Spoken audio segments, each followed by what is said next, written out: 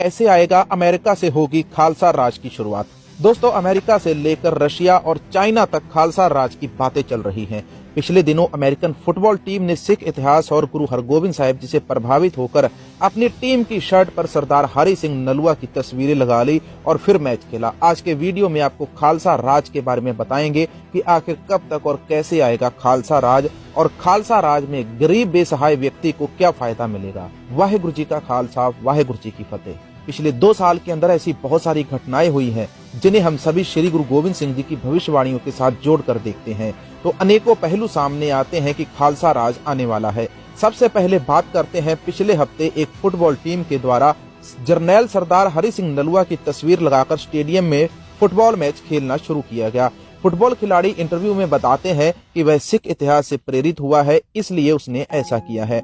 अब आते हैं दूसरी बात के ऊपर कि अमेरिका के एक मंत्री ने ट्वीट करके एक जानकारी साझी की थी जिसमें उन्होंने साफ साफ लिख दिया था कि वह खालिस्तान की आजाद देश की लड़ाई को चुप रहकर देख रहे हैं और आने वाले समय में जब उन्हें जरूरत पड़ेगी तो वह इसके लिए सीधे तौर पर खालिस्तान की मदद करने के लिए भी बीच में आएंगे। यह बात नाटो के एक रक्षा मंत्री ने कही थी।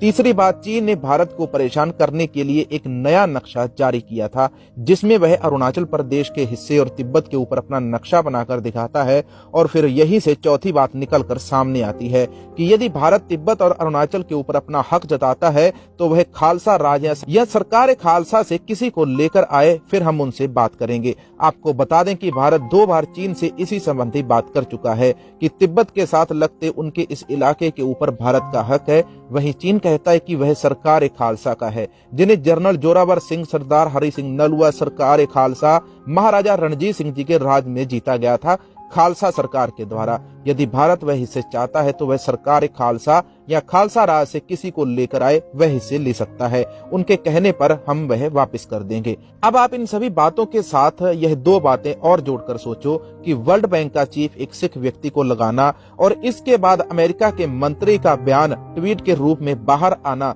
इस ट्वीट को बाद में वहां से हटा दिया गया, पर एक बार तो यह बात सबके सामने आ गई कि अमेरिका खालसा राज को सीधा सीधा सपोर्ट करता है। वहीं देश दुनिया के अलग अलग धर्म के लोग अमृत शक्कर खालसा बनते जा रहे हैं। खालसा राज लाने के लिए खालसा की संख्या 96 करोड़ होगी, जिसके लिए आज के समय में यह संख्या बहुत कम है। खालसा की गिनती दिन दुगनी और रात चौगनी होगी, फिर जाकर यह खालसे की गिनती 96 करोड़ खालसा बनेगी। अमृत शक्कर, जिस दिन यह गिनती 96 करोड़ हो गई उसी दिन खालसा राज आ जाएगा। 96 करोड़ के बारे में फिर कभी बात करेंगे। अब सुनो कि यह सारी घटनाएं खालसा राज की तरफ इशारा करती है। गुरु साहिब जी के वचन बिल्कुल सत्य हैं और जो रह गए हैं वह भी आगे आने वाले समय में सत्य हो जाएंगे।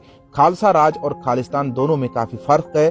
खालसा राज का मतलब है कि एक देश के, एक राज्य के अंदर सरकार खालसा का होना, जहां का सारा सिस्टम खालसा के हिसाब से चलेगा, जहां कोई भी भेदभाव नहीं होगा, जहां पर कोई भी धर्म की लड़ाई नहीं होगी। और उधर खालिस्तान का मतलब एक देश का नाम है, जो देश केवल सिखों का देश कहलाएगा, जिसमें बाद में कभी भी किसी को भी हिंदू राष्ट्र या मुस्लिम राष्ट्र बनाने की बातें नहीं करनी पड़ेंगी। आज भारत के नाम को लेकर जिस तरह से विवाद बढ़ते जा रहे हैं, वहीं खालसा राज वाली बातों को समर्थन तो नहीं मिल रहा, क्योंकि पंजाब की एक खास महिला मंत्री भी अपने भाषण के अंदर खालसा राज के बारे में साफ साफ जिक्र कर चुकी है और हिंदू राष्ट्र को नकार चुकी है। आप स्वयं समझदार हैं, अंदाजा लगाइए कि वर्ल्ड बैंक चीफ का सरदार होना, वर्ल्ड के बड़े बड़े मिनिस्टर, सबसे अमीर देश, सभी खालसा राज की तरफ इशारा करते हैं। तो खालसा राज आने का समय तो लगभग तय ही है। बहुत जल्दी भी हो सकता है, 8-10 साल तक भी आ सकता है, क्योंकि सिखों पर आए दिन अच्छी फिल्में बन रही हैं।